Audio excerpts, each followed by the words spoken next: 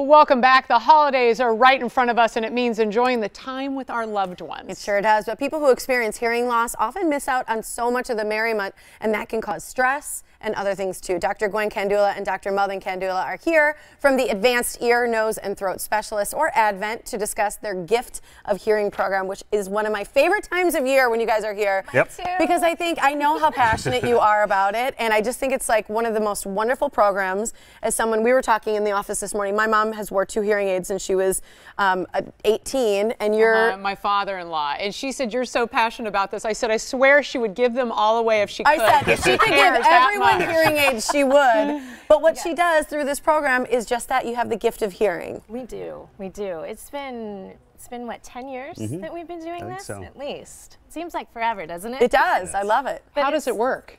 So, well, it starts, I guess we started it just with this passion of, we've seen how much hearing, improved hearing can improve the lives, not just of people who have hearing loss, but of their families and of the people that they're touching.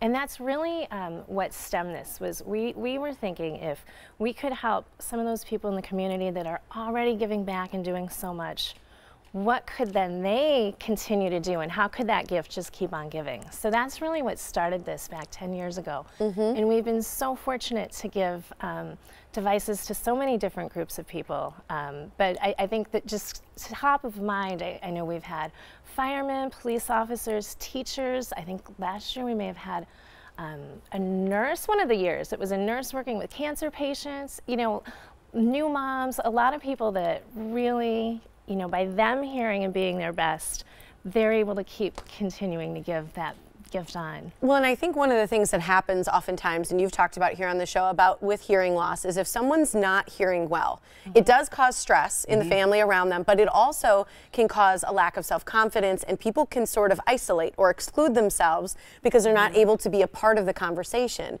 And when they know they're not going to be able to hear, they feel, like they should be removed. And that is so sad to hear. And so by having the gift of hearing, people they come back out of their shells. They give more of themselves. The people around them are more comfortable. It just really is a full cycle of health. Absolutely. Don't you believe that? Yep, absolutely. Yeah, I mean, I think in this time of year too, we're getting into Thanksgiving and holiday season, so there's sort of the pleasant side of that, which most people revel in.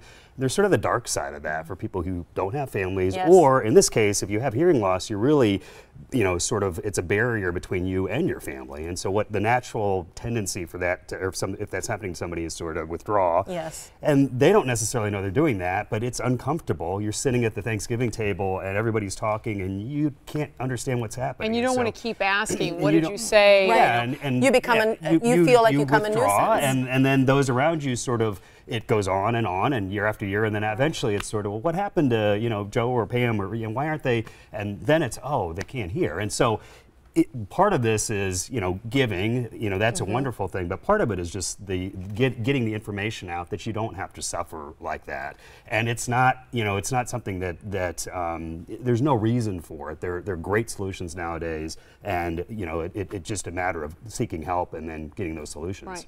Let's say somebody in the family has been tested and they were told, "Oh, you're pretty good," but that was a couple years ago. When are the symptoms, or when are some signs that you go, okay, maybe you should go back in and have another test? If they've already been tested a couple years ago, and there's probably a reason that they were tested, every year, 2 years maximum. Just like you need to get your vision tested every few years, every couple years, we do the same thing with hearing because it changes so gradually. And a lot of times people can kind of adjust to those changes because they're so slow. They don't even realize that it's moving or that their hearing is changing. So often we think if somebody were to go from normal hearing to where their hearing is when they come in to see us overnight, they'd be like, "Help me out, let's fix this, this is awful." But because it's such a slow process, that's why it's really important to stay on top of it and to get it tested regularly, just kind of as part of maintenance. Right, and have that conversation. Yeah. And the awareness. I mean, part of the conversation is just knowing that this is a very common issue. It doesn't happen to everybody. Most folks, as you get older, it will happen. And many folks, as they're younger, it's happening, and they don't know that it's there. And it's the most important part of communication, is being able to hear somebody clearly.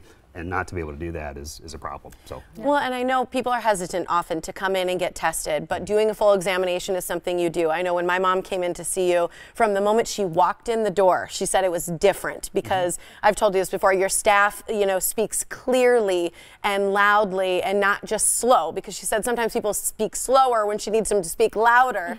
And so doing the test then too, she said it was just so comfortable and easy. You guys have these premium digital devices, and I think that's something that people aren't familiar with, is that they can help you with cell phones, they can help you hear the TV, they can hear you, they can help you with every single thing that you do.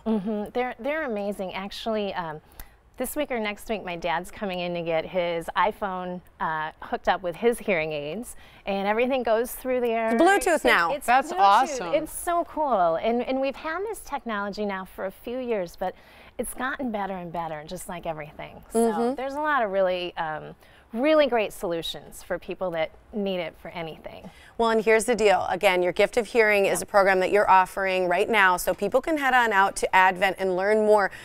You can nominate yourself, you can nominate someone in the community, someone you know doing good, who could do even more good if they could hear better. The Gift of Hearing, you just need to enter by December 1st. You go to this website, it's advent.md/contact/gift-of-hearing, or call for more information at 414-771-6780. Advent has 2 locations. There's one in Tosa, one in Mequon. Stop in. Make sure that you make an appointment so that you too can have hearing, or bring in someone in your family who would just need maybe that extra little help to go in together. Thank you so much for being here, you guys. Thanks for having You do us. wonderful Thank you. things. Happy Thanksgiving.